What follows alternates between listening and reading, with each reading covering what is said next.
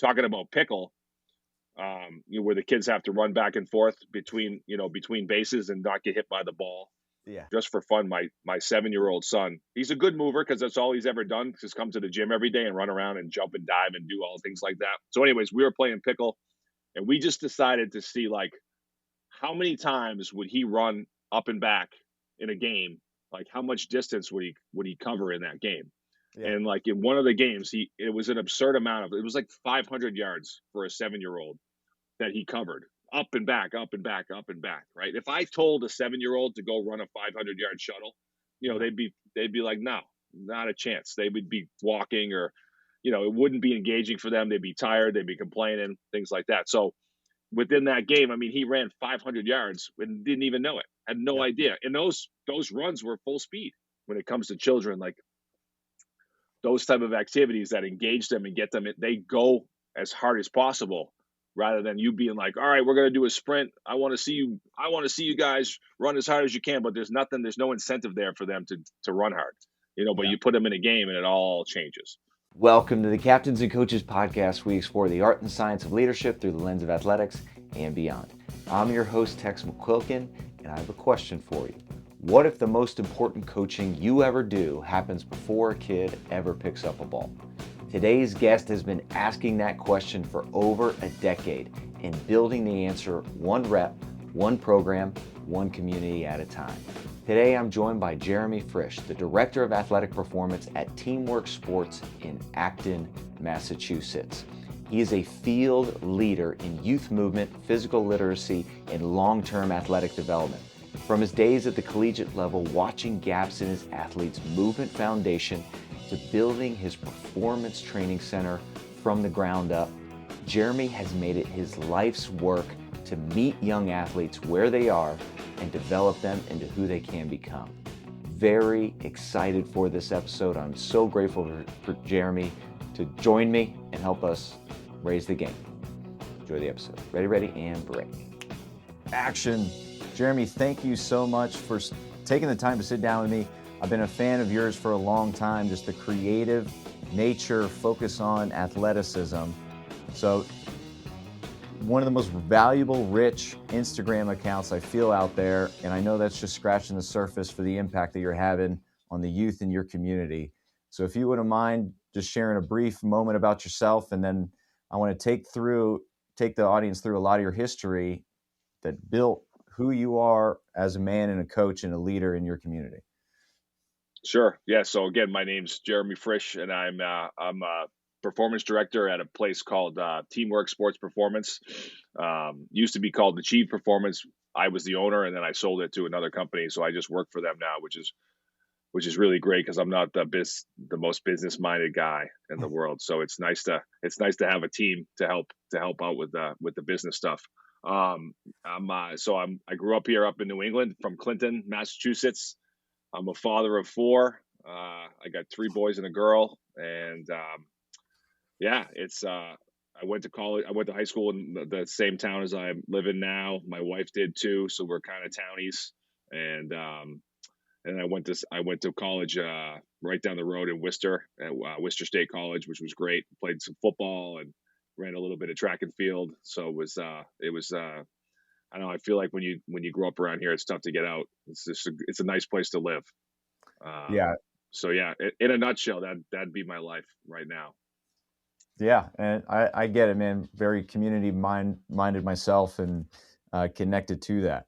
And similar to you, started within the world of collegiate strength and conditioning, and then saw a lot of limitations and aimed to have an impact and break out. And you were at Holy Cross. What were some moments that you realized, hey, there's more to development coaching and impact out there for you? Yeah. So when I was as a collegiate strength and conditioning coach, I kind of felt like my hands were tied at some points because you didn't get to see the kids enough. Not all the sports, but most of the sports I worked with. And as a small school like that, there's some places you work with one team. I think I had 15 teams. You know what I mean? So you're kind of spread thin. You don't always get to see all the athletes.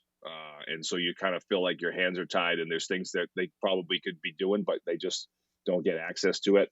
And then watching those athletes, I realized like they should probably, and this is not all the athletes, but just some, they should have, there were certain things missing, kind of gaps in their athleticism and their ability, their movement skill that they probably missed out on when they were younger. And that really kind of started opening my eyes. And I kind of started digging, kind of digging into that type of stuff and what they should have been doing earlier in their life and their career.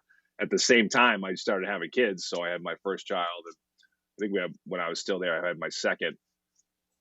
And, so I'm watching them grow up, from an infant to toddler and things like that. And so I started really kind of reading and learning about, you know, youth development and just milestones and things like that. And I wanted to make sure that my kids had like a good foundation of just not even to be a great athlete, but just to have that movement literacy to go out and do whatever you want. Mm-hmm. So they kind of collided. I sort of started digging in, and the collegiate thing, working my way backwards and watching my kids start to grow up. And I realized, like, all right, I think my time spent should be trying to develop, the youth. And at first it was only when I first opened my facility, I was working with mostly high school kids. And I realized, well, those kids got some deficits. So then I started working with middle school kids, and I realized those kids had deficits. When you start digging in, you realize that, even in school, when I was in school, I used to have PE 3 times a week. You had recess twice a day. Yeah. And then I realized, like, that's not even close to what kids are getting now. You know what I mean? They might have maybe recess once a day, and it's a lot shorter than it used to be. And phys ed is not even close to what it used to be. Maybe once a week. I know my son, one of my kids, had it like once every 8 days. Wow. Yeah, So then my other son, he's in middle school now. He had it for a semester, and then they don't have it anymore. So it's like, you run around a lot, and then for the rest of the year, you don't run around a lot. So it just doesn't make sense to me. So really creating my program and all the different things I wanted to do with athletes, just I saw what was happening, and I wanted to have sort of a place in my community where we could develop those abilities. Mm-hmm. Yeah, so it started with my kids and then their friends, and since I played all the sports at my high school. I had a good connection with a lot of the coaches. So then I started getting high school kids coming in, and then it kind of all trickled down. And so now we have, programs. Our Speed Demons program starts at age 5. Yep. And then we have all the way up until, high school, college athletes coming through our door, with the bulk of it, that middle school, early middle school up into high school. That's really our, kind of our bread and butter, so to Mm-hmm. speak. Yeah, and just growing up in Texas and very football culture, we started weightlifting in 6th grade, and then you start playing football for the school in 7th grade. Up in your area, when is weightlifting installed in the schools, if at all? It's not in my area. There's some schools that probably have it in place, but other schools it isn't. It's not so competitive between schools when it comes to that type of activity. We had a really bad weight room growing up when I was in high school, and it just recently they've started to make some upgrades. But there's nothing in place for any middle school kids for sure. You know what I mean? Most of the middle school kids in our town now were introduced to it when I opened my facility. Prior to that, you weren't getting. Even it's weird too, is we always had a really good, like really competitive for our size of our school, and the kids we've always been really competitive with football, and a lot of the kids were just good athletes. They grew up doing lots of different stuff, and they happen to be decent athletes. And every couple of years we'd have a kid be able to go on to college and play.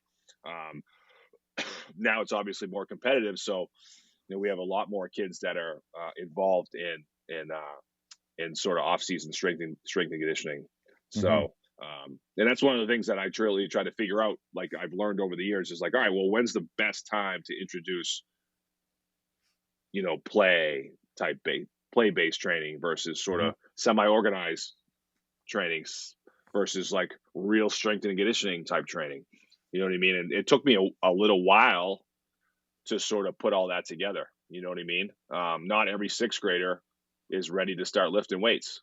Not every, even some 7th and 8th graders, just their maturity level. They Yeah. would much rather be they would do much better in a more of a play-based, semi-organized structure. You know what I Hmm. mean? Look, a lot of the female athletes who come into middle school, they always seem to be a little bit more mature.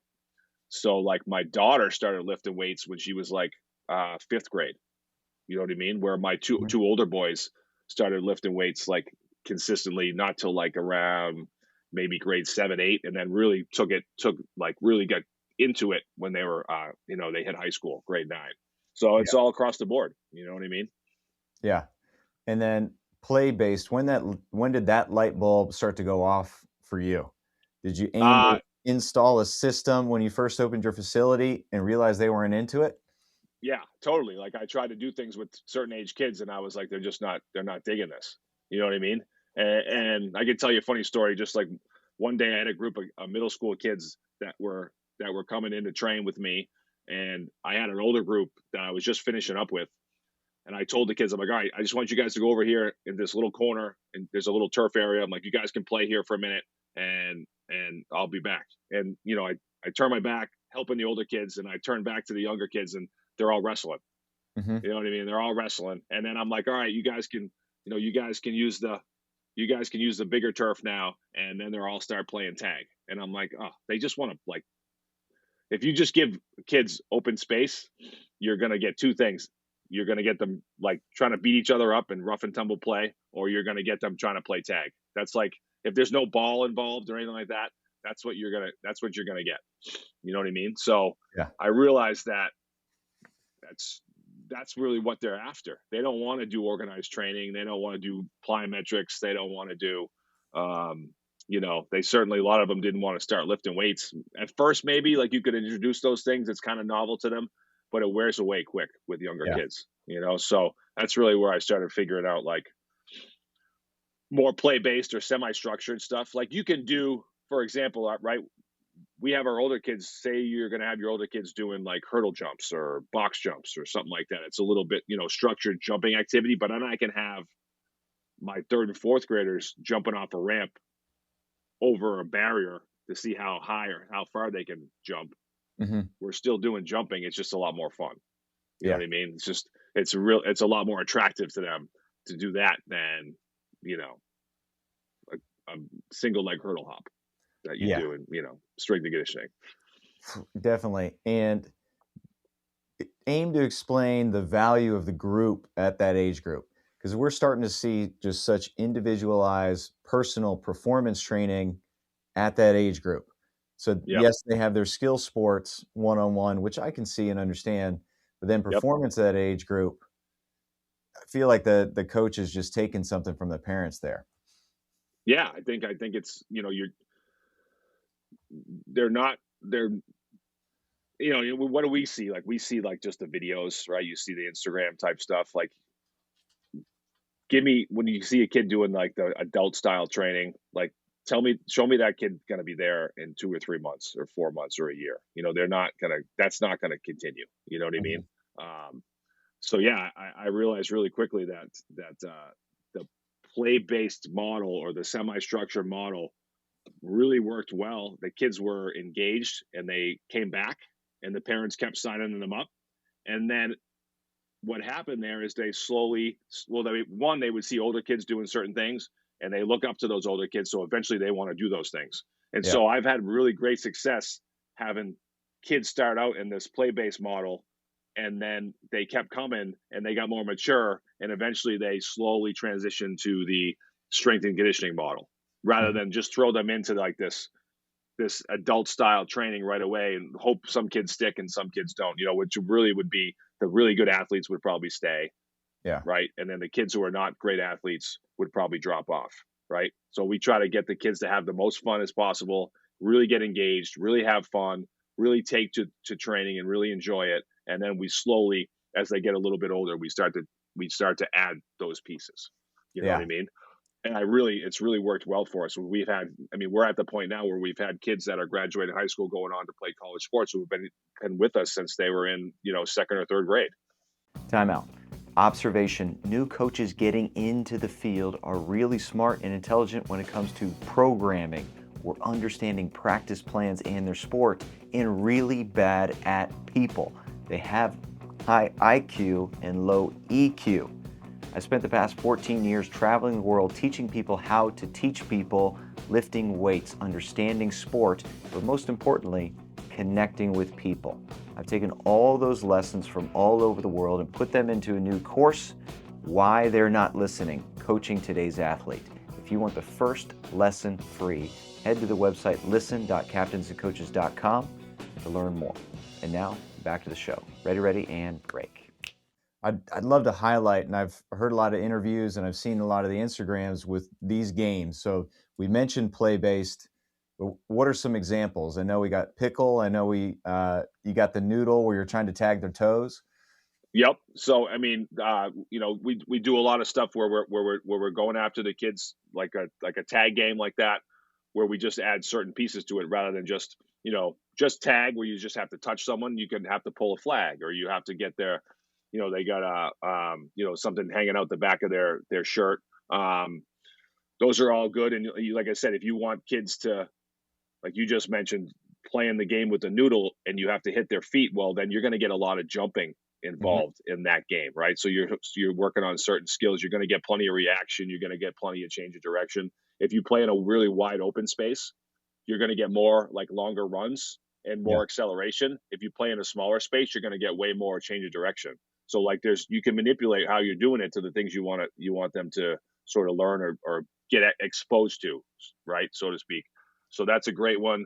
Any type of like track and field type thing that you can manipulate. So we do tons of like jumps over stuff, run and jump over a certain height, or jump for distance, like a long jump type thing.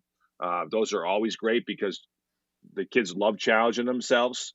They love when they sort of land and fall and roll. Like they love that feeling of like, it's great for their spatial awareness. And they love to go against each other and see who can jump higher and jump further. And within that activity, you get plenty of sprinting. You get a lot of push. You jumping off one leg or two legs. So there's some athletic. There's almost like these athletic abilities are being developed, but the kids don't have no idea that they're doing it. You know what I mean?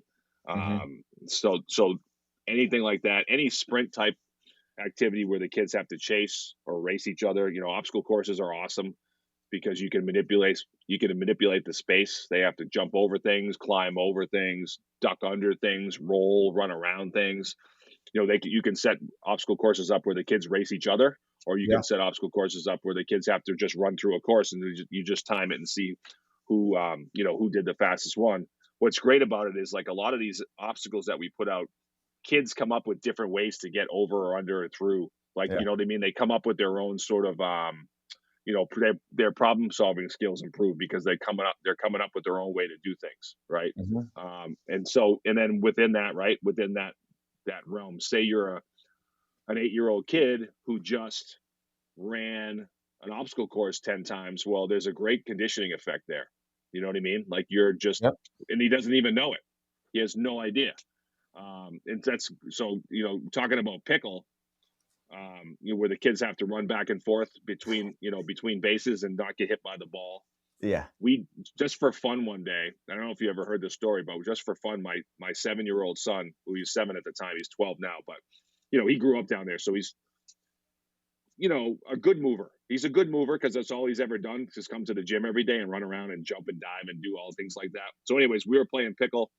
And we just decided to see like how many times would he run up and back in a game? Like how much distance would he cover in that game? Yeah. And like in one of the games, it was an absurd amount it was like 500 yards for a 7-year-old that he covered up and back, up and back, up and back. Right. If I told a 7-year-old to go run a 500-yard shuttle, they'd be like, no, not a chance. They would be walking or it wouldn't be engaging for them. They'd be tired. They'd be complaining, things like that. So within that game, I mean, he ran 500 yards and didn't even know it, had no idea. And those runs were full speed. He's going back and forth as fast as he can, trying not to get hit by the ball. So like right there, you can tell, like just when it comes to children, like those type of activities that engage them and get them, they go as hard as possible rather than you being like, all right, we're going to do a sprint. I want to see you guys run as hard as you can, but there's no incentive there for them to run hard, but you Yeah. put them in a game and it all changes. Yeah. The 3-word guidance I gave for the Kid Strong coaches I was working with is capture, keep, and direct attention. Yep. And often our words as coaches for that age group, they mean nothing. So you got to use your body to show. And you mentioned your older athletes, kids are looking up to them. Now, how do you aim to teach this age group how to go through the course, or to get creative, or to introduce any play or exercise? Are you demo? Do you get a kid to demo? What's your approach there? Yeah, I do. I'll do both. I mean, I'll demo, but a lot of times I'll have the kids demo. I Mm-hmm. love that. We've done that for years. I used to work for a company called the Competitive Athlete Training Zone, and they were very big on just getting your athletes to become better leaders. You Yeah. know what I mean? And one of the best ways to do that was to um, the kids that really took to the training and really enjoyed being there, use them as guides for the other kids. Mm-hmm. So we would have, we've had our athletes lead warm-ups. I've had my kids help teach. My oldest son has helped me numerous times teach Olympic lifts to younger kids. You know what I Mm-hmm. mean? Because he's a pretty good Olympic lifter. And so I've used him in the facility many times. Um, you know, I'll grab older kids to be the throwers when we play pickle, Yeah. right? All the time. I'll get the older kids to help join any game with the younger kids. So there's a direct connection with so and so. I'll give you an example. Like we played pickle a couple weeks ago. We got a kid in our facility. He's going to play college baseball. Throws 90. Mm-hmm. Everyone in town knows him. Every kid in town knows him. And he's jumping in playing pickle, being a thrower, whizzing the ball about a kid's heads. You know what I Yeah. mean? But every kid's excited because they all watch him play. Yeah. You know what I mean? So I love that. I love getting the older kids involved in what we do. And I'm getting older now too. My knees are killing me. So I'm not always excited about demoing for everyone. So it's nice to have the younger kids around. One good rep, coach. That's all it takes. Yeah, that's right. Yeah, yeah. Yeah. So So for Austin, we organized lacrosse. We got middle school and then high school practice. And so now it's getting those high schoolers to come early, because I mean, as you mentioned, these guys are heroes. The middle yep, schools go into the varsity games.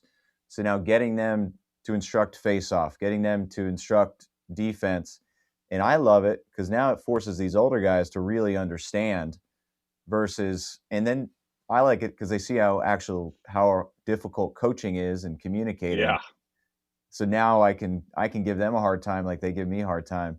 But now they're really understanding the fundamentals and seeing and practicing it with the kids. So yes, building the community relationships, and then really having those older guys understand the movement as well. yep. Agreed. And that's why I've been pushing for years. It doesn't always happen in our town, but I'm always saying, like, I coach youth football. I've coached youth basketball. Like I want our varsity guys at my youth practice.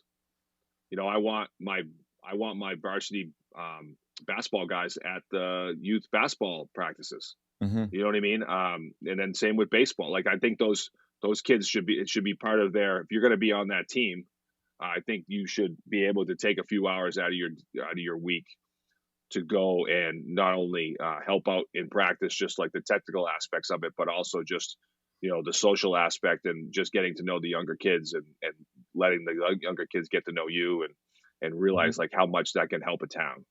You know what I mean? I remember when I was a young kid in elementary school, they used to let some of the varsity players come down, and the kids would just come in for lunch.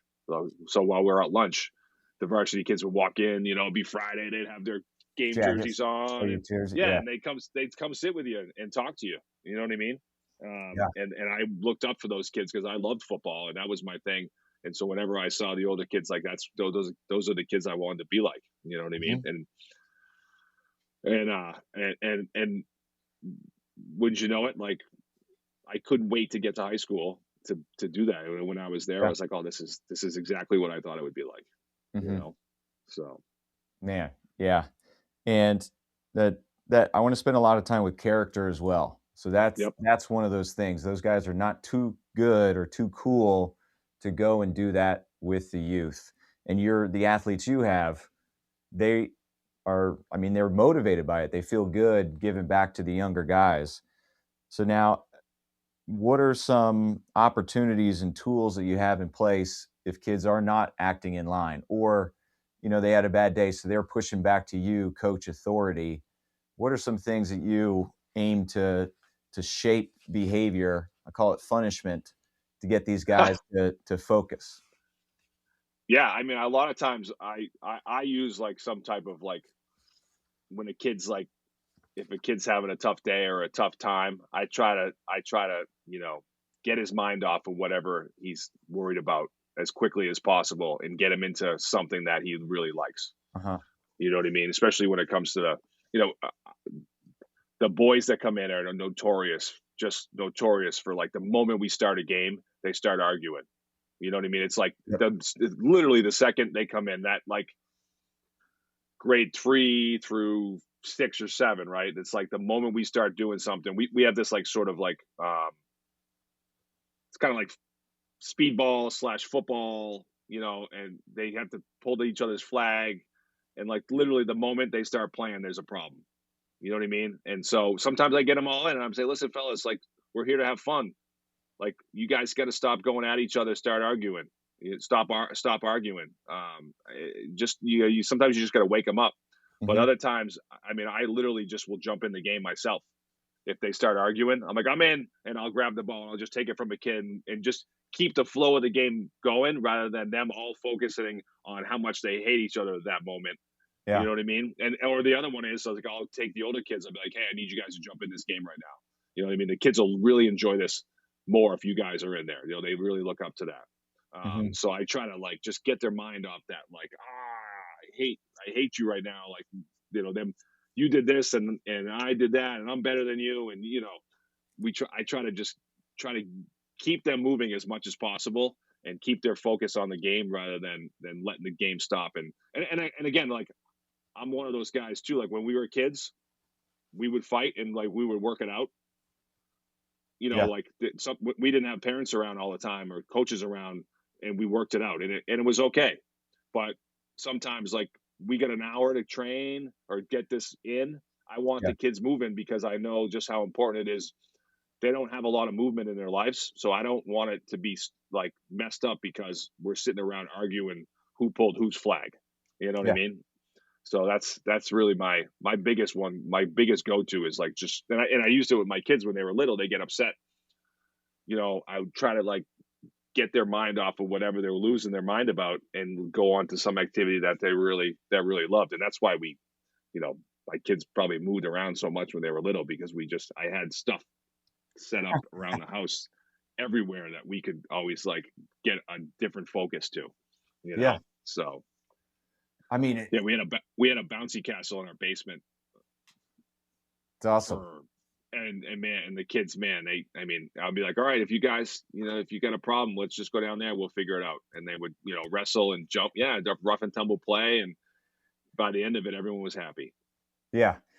You've mentioned rough and tumble a lot here. I'm very familiar with it. I got 5 sisters and a boatload of nephews. So I get to rough and tumble a lot. I'd love for you to Yep. share the purpose and the value with our audience that they can get the opportunity to instill this in their kids' lives. Yeah, well, I can tell you, Frisch, from a child, my own childhood. I'm the youngest of 5 boys, so I really got, I got put through the ringer as a kid. My older brothers loved like WWE, and so they'd practice moves on me and things like that. But like I remember playing football in the hallway with my brother, and he'd be on his knees, and I'd be like, running, and he'd tackle me, but he'd obviously not tackle me as hard as he could. So there's sort of this like thing you learn, especially with younger kids when they start playing each other. There's always going to be a stronger kid and a weaker kid, and Yeah. if you learn empathy because if you want that game to continue to play, if you want to continue to play that game with each other, if you're too rough and if you hurt someone, the game's going to end. Someone's going to get mad, right? So if you go too hard when you're the weaker one, the older one, the stronger one will kind of put you in your place. But also the stronger one knows that they can't beat up on the weaker one. You know what I mean? Because if they do, then that game's going to be over. So you learn this like give and take and how to get along and things like that. So that's like the foundational level of rough and tumble play is awesome. But now physically, like it just wrestling and those type of things just build a robust, more versatile athlete. I mean, it makes you stronger. It makes you more mobile. It makes you less injury prone. Like I just remember my brother always like grabbing me by the head, and I'm like, he's trying to pull me down. So strengthening the neck and things like that, we like my boys when they would wrestle in the bouncy house, they learned how to learned how to naturally how to forward roll, how to backwards roll. They learned how to fall, so all those things sort of like started to blossom out of those things. And like I said, I don't know if I can back this up with research, but boys, especially the boys, but even my daughter too, like they like that. They love to like grab each other and push each other around. It's just a great feeling for them to kind of to see how you match up against each other. You know what I mean? My daughter's like, she's in freshman in high school the other night, and she came by and she hip checks me. You know what I mean? And then we start pushing and pulling, and my 12-year-old son comes by and laughing, and he starts like getting in the mix. So it's like we're still doing that stuff. It's the older boys, they're getting a little big. I don't want to mess with them anymore, but the younger ones I can still give it to them. So well, wait till that escalates. I got a lot of pals that are girl dads, and they still instill rough and tumble with them to get the girls confident in rolling and contact. Because even in girls lacrosse and basketball, there's still contact. Sure. So they can learn to absorb that and continue on in the play. And so still see a lot of value with young girls getting involved with that experiences growing up to get ready for contact sports. I mean, even in gymnastics, all those. My daughter did gymnastics for a couple of years. It's like all those falls, on the floor or on the beam or all those things. Those are I consider all that stuff rough and tumble play. So and we also do it in the gym if kids are if some kids are kind of leery about wrestling another kid or don't love to be touched, we'll do stuff with like tackle dummies. I'll put tackle dummies on, be like, all right, we're going to tackle this. We're going to hit with our right shoulder, left shoulder. We're going to throw it. We're going to dive on it. So there's other ways to start to introduce those type of skills without actually having to do it with another kid. If you have kids that are not, doesn't feel comfortable with that type of stuff too. And that leads me to my next question about confidence.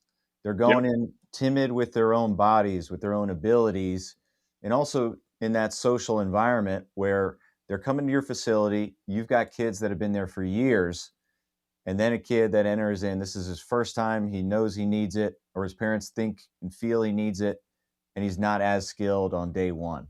So what's your approach to helping unlock that confidence for those individuals?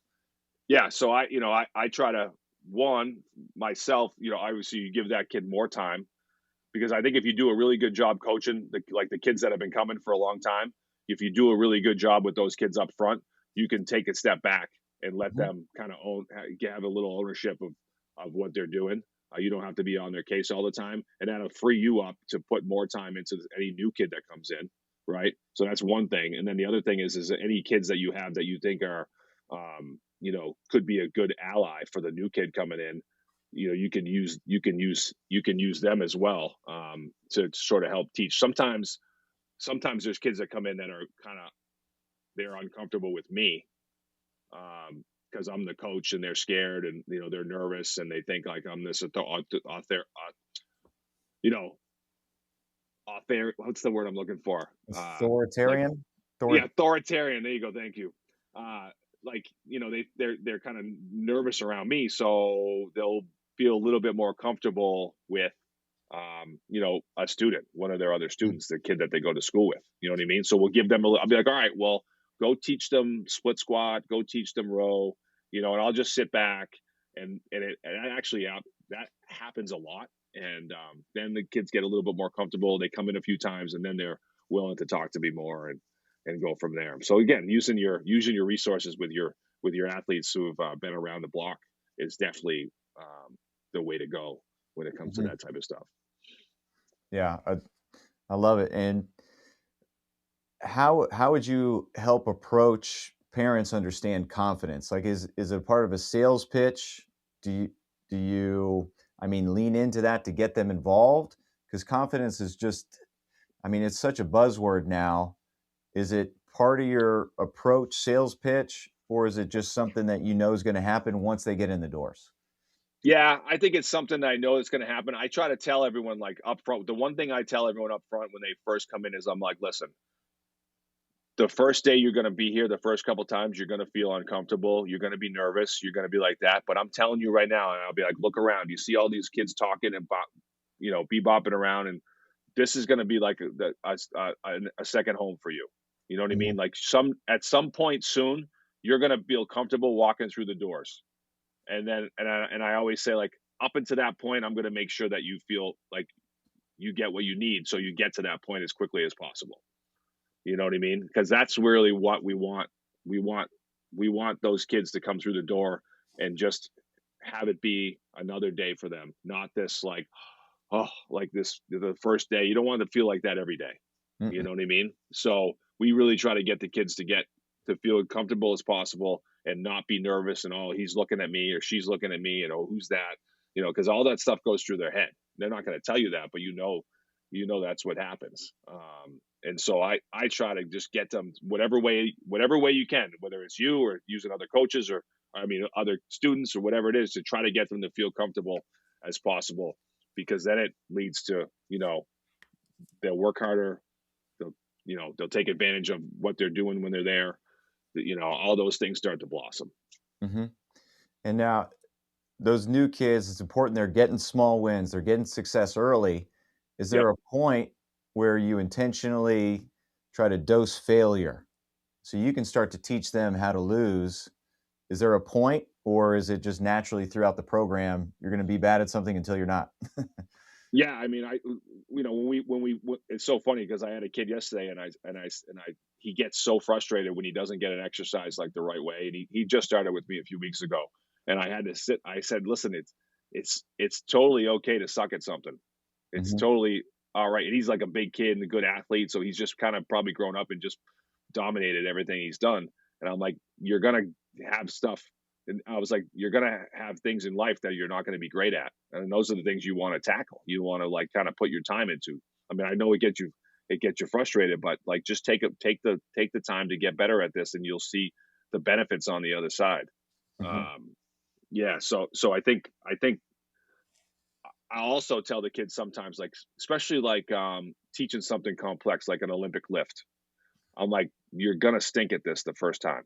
Like this first couple reps are gonna feel weird.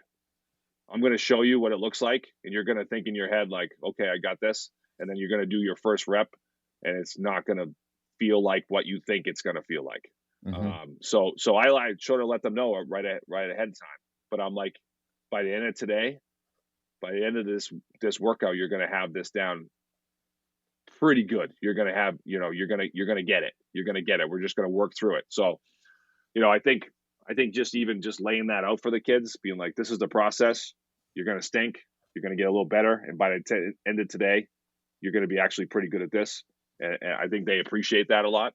Yeah. Um, and they're willing to come back, right? And that's always the key. Like, can you get them to come back? Yeah. Because that's where you're going to get, that's where you're going to start to make progress, is if you just get here consistently, and they enjoy coming in here. Time out. I get 2.5. This one's all about training. I'm talking about my Old Bull strength and conditioning program that I have available on Train Heroic. This is Training with Wisdom. It's the program that I am following. I understand who you are. You don't have a lot of time. You're a busy leader and you're beat up from years of athletics, years of training. Here in this program, we target hips, ankles, knee, back health with the barbell. We have fun variations of the squat and the programs, Sexy Fridays, bodybuilding.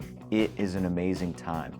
It'll keep you engaged, it'll keep you involved, and keep you on a wise program that keeps you coming back for more instead of digging you a hole you can't come out of that affects life outside of training. Come check us out for a 7-day free trial in the Old Bull program, a link in the show notes, or if you're watching on YouTube, just click right here. All right, and now back to the show. Ready, and break. I'm curious on if you've had any experience with parents coming in and telling you kids' goals for them. Hey, my kid's going to go do this. Do you see right through that's the parents' goals for the kid versus the kid's goals for themselves? How do you handle that situation? Yeah, I mean, I've had parents come in and they seems like they're kind of the boss, and they think kids need this, and then I'll have a kid like the same kid, the parents leave, and that kid's like, I'll show them how to do like a box jump, and they'd be like, "What do I have to do this for? Like, what's this do?" Like, they have no concept of like how athletic performance training can help them in their sport. You know what I mean? They're just it just hasn't clicked in their brain yet. And so you got to explain that type of stuff to them, just so they understand like what they're actually doing there. I've been really lucky. A lot of I guess in our community, I know a lot of people like grew up here. The parents that come in, they're basically like, they know what I do. They don't have super huge expectations for their kids. I think they just want their kids to exercise and get a little bit better and learn some things and how to move and make sure they're fit and get a little bit stronger. And then for me, getting to know the kids, and then I go from there. Like, oh, you get to know the kid. What do you want?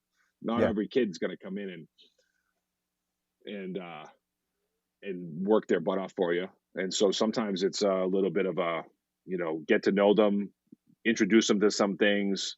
Okay, then once you get to know them, all right, well, try to get them to work a little harder, things like that. I mean, I've had so many kids that come through the door that were slackers. When they came in, and it wasn't a matter of like that kid's a slacker. He was just too immature to understand what he needed to do to get better.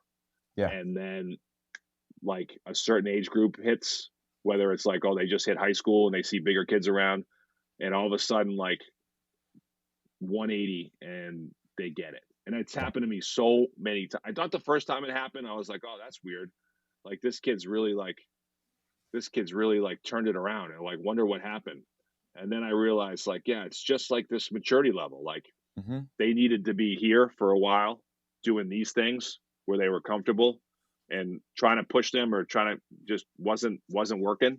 But obviously they still came, and all of a sudden it hit them. It's like, and then they totally changed focus. And I just think it's a maturity level thing. It's like they just hit an age where, all right, I get it. And like, you're not going to, no matter how much you tell them when they're younger, it's not going to sink in. So you just meet them where they're at. Yeah. Just meet them where they're at. And that's how you go with it.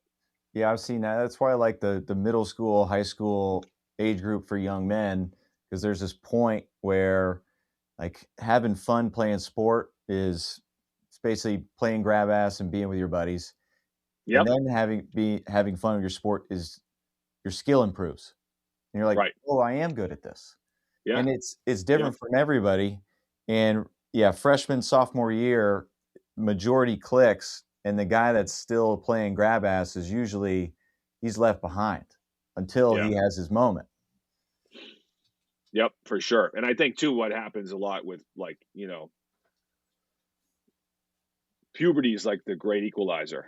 You know what I mean? You just, that changes a lot too. Kids feel their body change, and they get taller and they get leaner, and all of a sudden like they start running around with their friends, and maybe they were a step behind their buddies, and all of a sudden like, whoa, like I'm keeping up with these guys. You know what I mean? And the big, huge kid that you grew up with is now you're the same size as him, and things start to change. So, that's always fast. To go back to that thing has always fascinated me when a kid totally like gets it and really starts to focus and put their time in. I wish I had like a magic elixir I could give a kid younger that would get them to do it. But I realize like just if you just meet them where they're at and make sure that they keep coming back and they're comfortable, they'll hit those things. They'll eventually they'll get it. They'll understand. Yeah. So I've heard you speak on that puberty and early dominance as a false positive. How, as a coach, can I communicate to parents that, I mean, dude, sidelines, stands, those are nasty places. So kids are not allowed to make mistakes in a 5th, 6th, 7th, 8th sport. It's unbelievable. So Yeah. sometimes that early puberty false dominance kid, he gets surpassed because he doesn't learn the lessons he needs to at the time. How can we communicate to parents like, hey, allow these kids to fail? Score doesn't matter at this age group. It just doesn't. Development does. Development does, yeah, and not worrying about wins and losses, right now, and what tournament you're going to play in, and how far you can go, local or regional or national level tournaments, like all that type of stuff should not be the importance. It should be how well you can develop, how well you can develop. So you can just see it all the time. I think for a lot of those bigger kids, right, the more advanced kids, when they're young, everything's so easy and they never learn how to sort of work hard. Mm-hmm. You know what I mean? And so having a really good coach is important I think for those kids, because you got to figure out a way to challenge them. They might dominate on the field, but maybe in the weight room, you can start introducing them to a little bit more advanced training than everyone else, and start to teach trying to teach those like kind of hard work and dedication and things like that. Because a lot of times those kids just show up and dominate, what I mean? And so it's unfortunate that happens, because then they get to high school when puberty does sort of even things out, and they struggle. They struggle a little bit. You know what I mean? So, and at the same time, like those other kids that fall behind a little bit are always a step behind.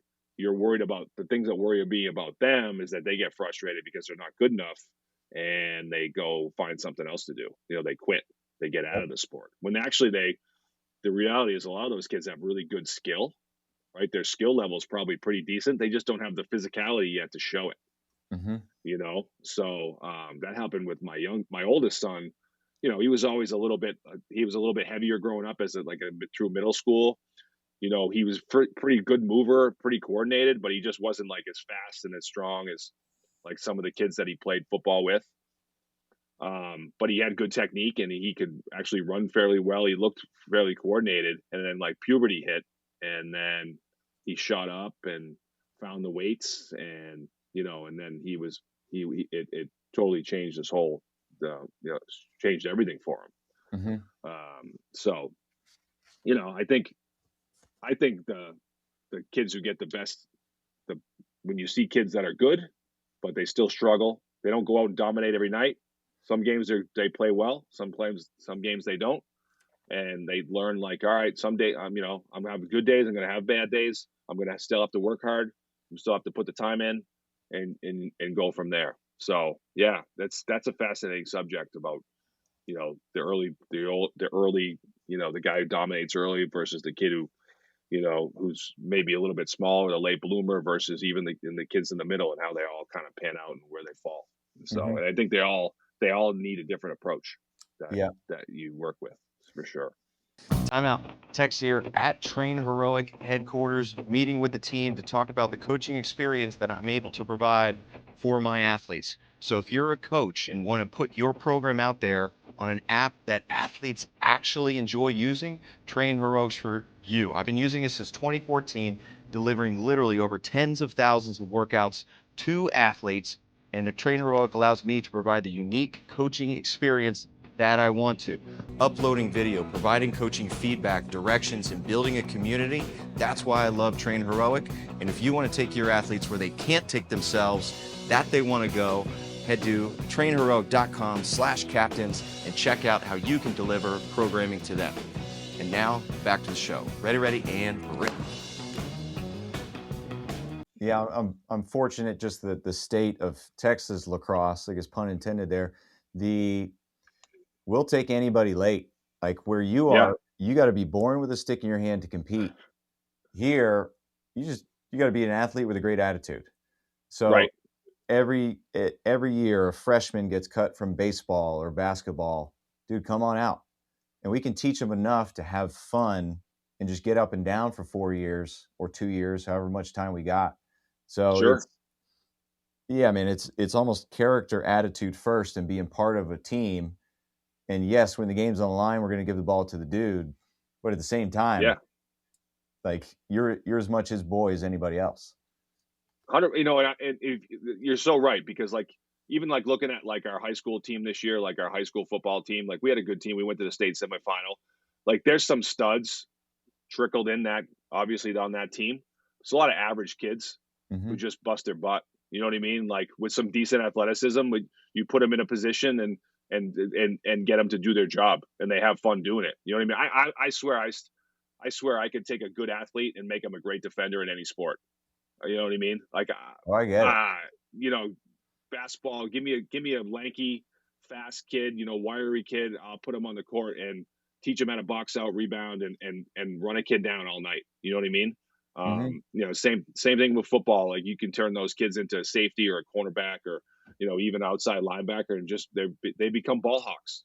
Yeah. And they do it all the time. And I love that. Like I love getting a kid who maybe doesn't know where they're at in the shuffle, and getting the kid to getting that kid to come out for a sport that he might not have known he was good at, and then all of a sudden, like, wow, this he surprises himself, and it's a great, like, just life lesson for him, and it's a great experience for him to remember the rest of his life.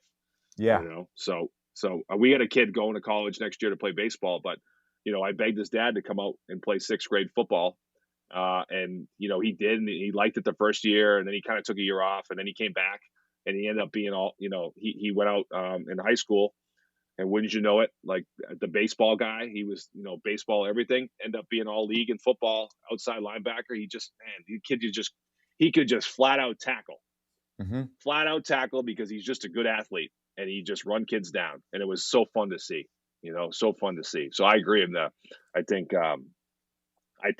trying to get those kids that sign up, maybe got cut from another sport and kind of lost their way. There's a place for them somewhere. Somewhere. Yeah. And then lacrosse, I'm taking Yeah. them. Yeah. Yep.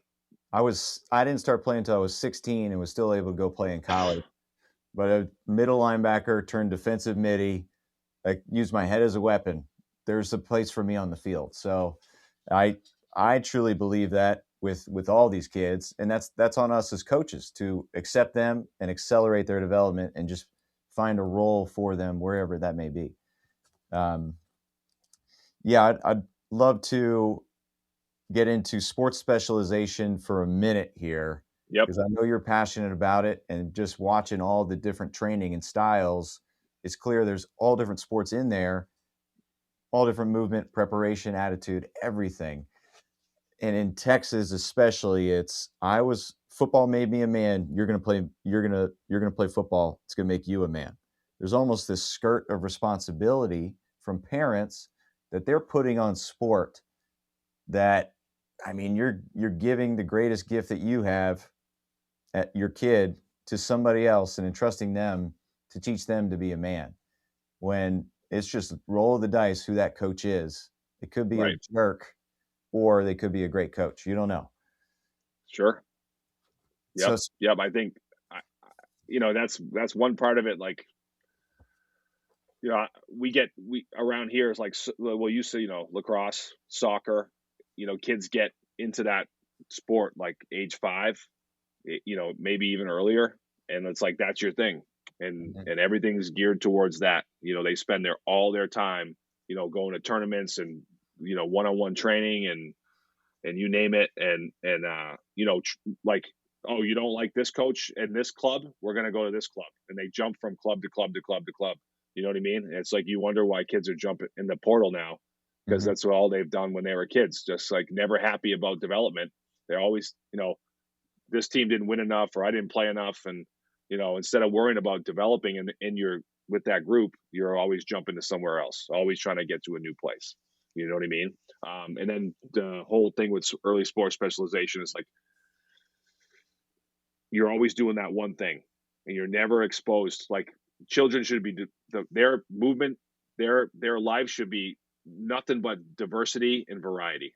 Whether Mhm. it's in school, learning different subjects, but movement wise, they should be exposed to everything that you can expose them to.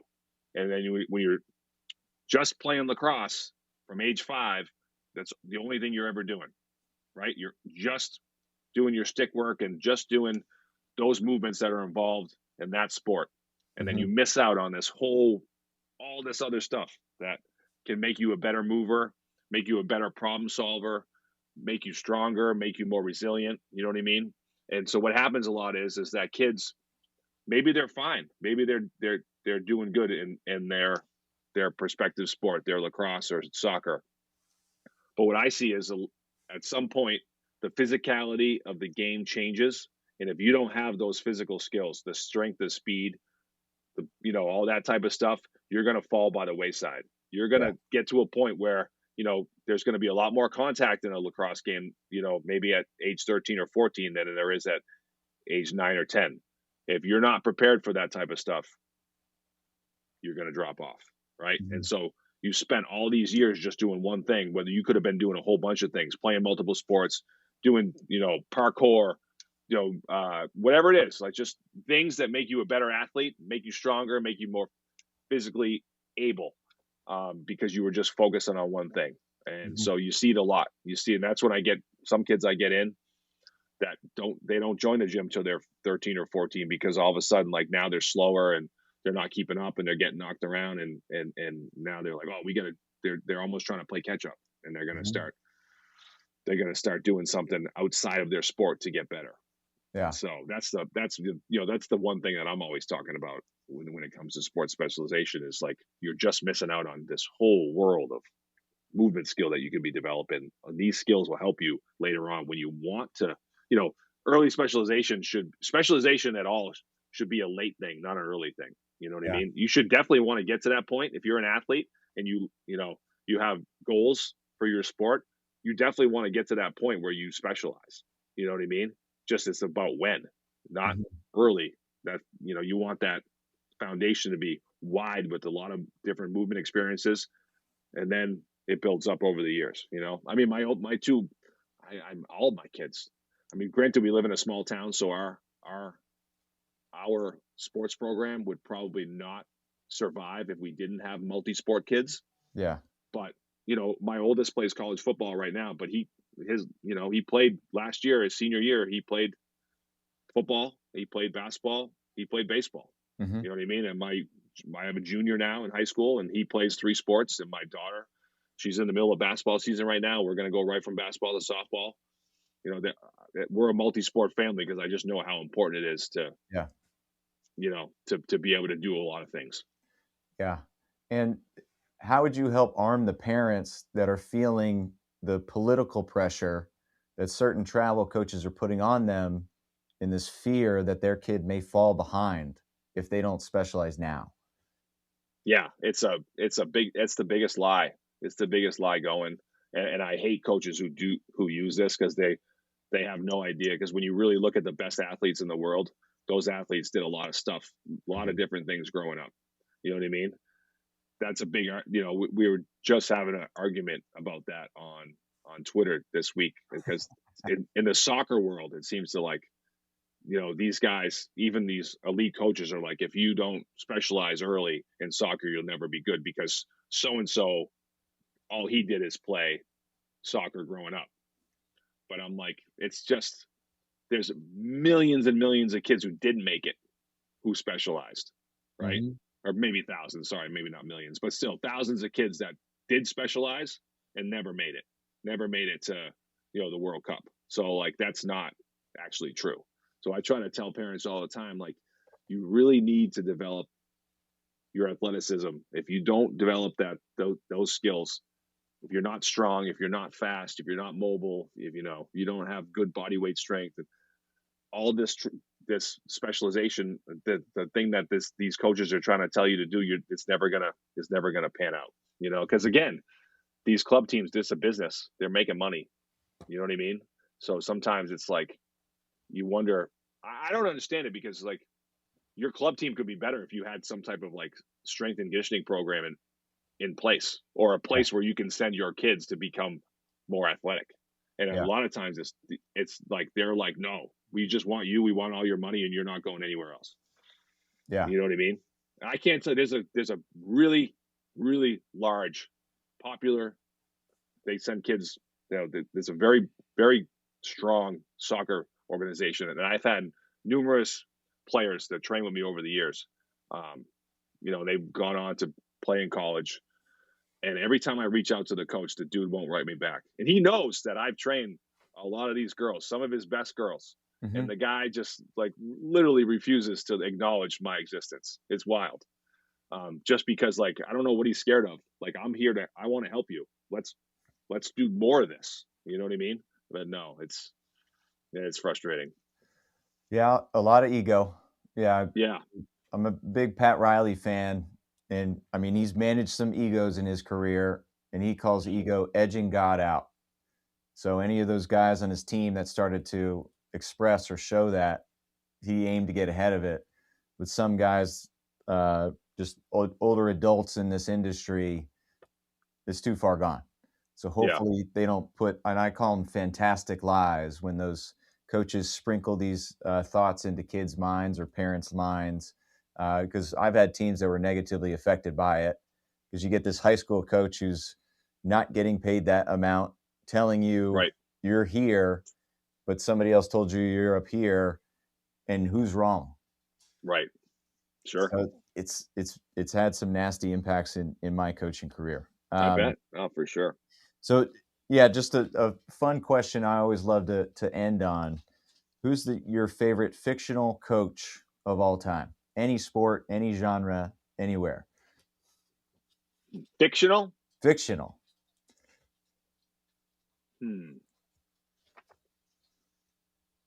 Let me see. Fictional. Oh, you threw a curveball at me there. Let me think through my favorite stories here.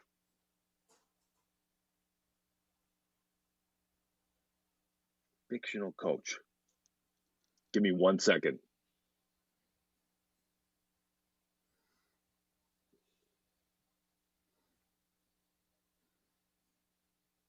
I don't know. I can tell you who my favorite real coach is. I'll take that. But a lot of people don't like him right now. But obviously, I'm a huge New England fan. I would say it's probably a tie. It's probably between Bill Belichick and Casey. Do you remember Casey Jones? He coached for the Celtics back in the '80s when Larry Bird was there. I just can't imagine. I can't imagine having to like, so that, that team, they had Bird and Ainge and Parrish and McHale. Like, again, like you were just talking about Pat Riley, like having to manage those guys, and so with how good they were, what he did to make those guys click. Mm-hmm. You know what I mean? And obviously, we could talk about Bill Belichick. I've always been like privy to like the grumpy old man coach, like who makes you work really hard. Like those guys never bothered me because I played for a guy like that in high school. Like the Bob Knight too is another guy like I always loved. Like I would love to play for him, even though he's probably an SOB. Like and personally, like I would love to play for a guy like that, because you end up loving those guys. And when you actually get to know them, you know what I mean? When you actually get to know guys like that, or you trauma really bond with your teammates and your lifelong friend. Yeah, for sure. So, even my college my college football coach, he was a guy that was there for a long time. And a little intimidating at first, and then once you got to know him, like you loved playing for him. So I love that stuff. I'm gonna have to get back to you on the fictional coach. You just threw a curveball at me. I mean, I'm gonna have to. People love the Ted Lasso. I'm Chubbs Peterson personally. Just ease the tension, baby. I love Ted. I mean, I watched that from start to finish and loved it. Hmm. Totally loved it. Um, so, it's funny. Like do you remember the movie Major League?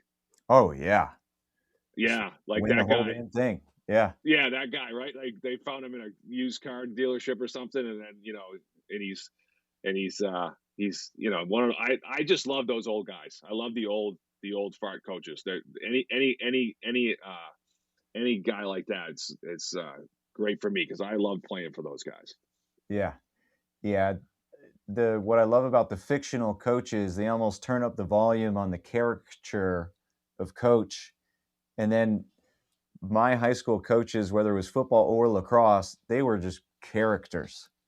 So Yeah, now whenever I get together with my high school buddies, we're all doing impersonations and telling the stories, and it just, yeah, it's such a fun representation.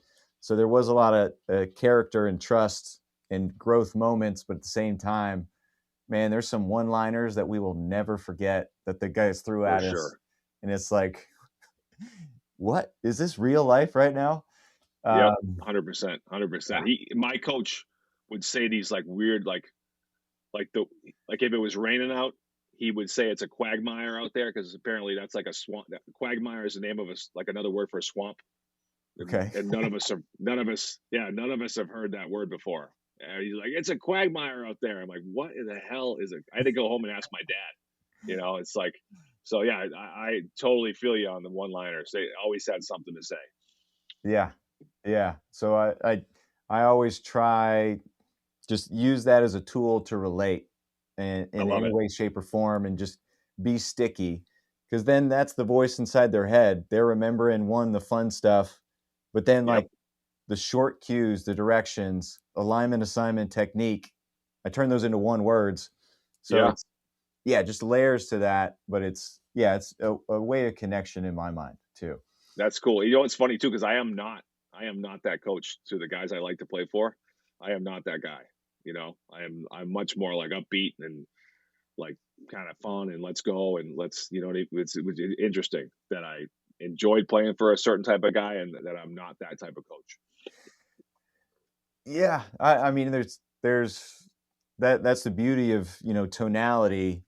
I can switch it on when I get up here. They know it's serious, and Yeah, yeah, I aim not to curse at all, and I try to shape the language of the other staff around because the kids that green lights them to curse in my mind, and we can't right. hold them accountable if we're doing the same deal. So, but then I was telling a coach yesterday that just I was half joking, but it's kind of true now that I think about it. I'm like, I got 3 F-bombs in my back pocket for this season. So when I say it, the kids they know I'm going to mean business. Yeah, I was I half love it. joking, but now that I thought about it, I'm like, actually, yeah, I got 3 punch card here. So Yeah, that's funny. That's a good one. I'm gonna have to steal that one for sure. take take it. Well, dude, I appreciate you, man. One of the best follows, and then uh, yeah, just I got to lead middle school coaches to keep practice fun and engaging. So I'm going to like break it up into games where it's specific skill, but then hey, 3 fun minutes. And I'm Hmm. going to be stealing a lot of your stuff to keep them engaged and fun, but it's athletic. So we may have a stick in our hands, but I know the deep meaning behind a lot of the stuff we're going to do. As long as the parents see a stick in their hands, they're going to be okay, right? So, I'm gonna tell you. Can I tell you a quick yeah, story? please. Years ago, I was working at a different facility, and it was a big indoor facility. So they have like indoor fields and stuff, and they had a lacrosse clinic going on, and the coach never showed up. And they're like, "Listen, dude, like we need someone right now." And I was off, so I didn't have anything going on. Like we need a. I'm like, I've never played lacrosse in my life. They're like, it doesn't matter. Like we need a coach right now. So I'm like, all right, whatever. So I jump out there and I just like was like doing drills where like we jump over our stick, or they were doing lunges with their stick overhead, or we were just like swinging. And I was like, had the kids spread out. And they were like swinging their stick around. Like I was like, oh, this is great for your, throwing. And like Yeah. the parents could hear me, right? The parents could hear me the whole time. And at the end of the thing, they all, like, a bunch of them went into the office and were like, "We want this guy to teach this clinic from now on. Like, that was the best. That was the best lacrosse clinic." And I was like, "I don't know one thing about teaching lacrosse skills." But yeah, that's just like you said. Just get the stick in their hand, and the parents are like, "Oh, this is amazing." Yeah. Yeah. So, dude, but they had fun, and Yep. they Yep. For connect sure. that to lacrosse, and they're going to keep playing. Like Sure. that's the goal. And I try to get that message across. The goal of a 6th grade coach is to get them to be a 7th grade player. And then that's a win. Yep. Yeah. Awesome. Cool. I Well, love it. if people want to give you a follow and continue to learn, and yeah, man, you got a lot of knowledge to share. So I'd love to pass that along if you wouldn't mind sharing contact and where to follow you. Yeah, you can find me on Instagram. I'm pretty sure it's just Jeremy Frisch. It's same on Twitter as well. Just look up that name, and I'm sure you'll find all the posts. Most of the, but spend a lot of time on Instagram, just trying to spread the good word and get everything that we have on there so people can see it. And really, I always aim to is just give people examples and things that they can take and Mhm. use themselves. You know what I mean? So, and then I in the last couple of years, I have a course, athletic games course that I sell, and I also have another athletic development program that's called Speed Demons. As well, that so people can get access to and kind of learn and do things on their own if they wanted to have ideas for their practices or at home in their backyard or their own facility. There's always athletic development stuff you can do: running, jumping, sprinting, rolling. There's always something you can do in the beginning of your sport practice that's going to enhance the athletic ability of your athletes. Thank you for tuning in to another episode of Captains and Coaches Podcast. If you like what you heard here today, be sure to like, subscribe, rate, and review the show. If you want to continue to get updates weekly from my work in the field and highlights from coaches like Jeremy, sign up for our newsletter at newsletter.captainsandcoaches.com. Thank you again to Jeremy for joining us, and you for listening, everyone. See you next time. Thank you for helping us. Great skate. Ready? See? Wow.